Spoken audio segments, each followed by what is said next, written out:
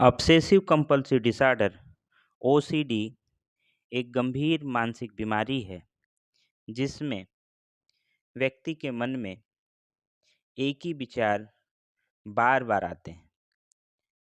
वो विचार उसके लिए डिस्ट्रेसिंग होते हैं, डिस्कम्फर्ट प्रोड्यूस करने वाले होते हैं। व्यक्ति उन विचारों के बारे में सोचना नहीं चाहता, उन विचारों को वो रोकना चाहता है।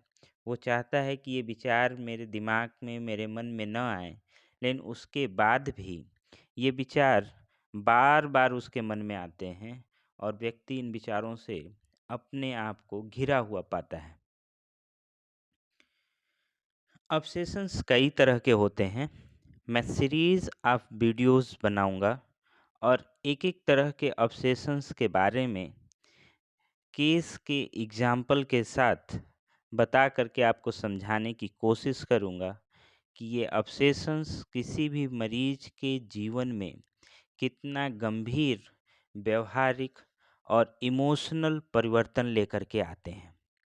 सबसे पहले मैं कंटामिनेशन ऑब्सेशन की बात करूंगा, जिसमें व्यक्ति या मरीज ये महसूस करता है कि अगर वो अपने हाथों को, अपने शरीर को या अपने घर के सामान को अच्छे से साफ सुथरा करके नहीं रखता है तो वो कहीं न कहीं अपने को या अपने परिवार के लोगों में जर्म्स या डर्ट या कोई गंभीर बीमारी लोगों में स्प्रेड कर देगा, जिससे कि उसके घर के लोगों की तबीयत खराब हो सकती है या घर का कोई व्यक्ति उससे मर भी सकता है। तो उस डेथ को रोकने के लिए वो व्यक्ति बार बार अपने हाथों को धोता है। जैसे मेरा एक मरीज जो कि कैंसर डिपार्टमेंट में काम करता है, उसे ऐसा लगता है कि अगर वो हॉस्पिटल से आने के बाद अपने हाथों को अच्छे तरीके से न साफ करे और बिना हाथों को अच्छे से साफ करे अगर किए वो घर के किसी सामान को टच कर दे तो उस सामान में जर्म्स फैल जाएगा या ऑब्जेक्ट में वो जर्म्स लग जाएंगे और जो भी परिवार का मेंबर उस सामान को टच करेगा उस सामान से वो स्प्रेड होकर के उसके हाथ में चला जाएगा और वो व्यक्ति जिन जिन चीज़ों को छुएगा वो जगह सारी गंदी हो जाएगी और घर का अगर कोई दूसरा सदस्य उन जगहों को छुएगा तो वो भी जहाँ जहाँ टच करेगा वो सारी चीज़ें उस जर्म से इन्फेक्ट हो जाएंगी।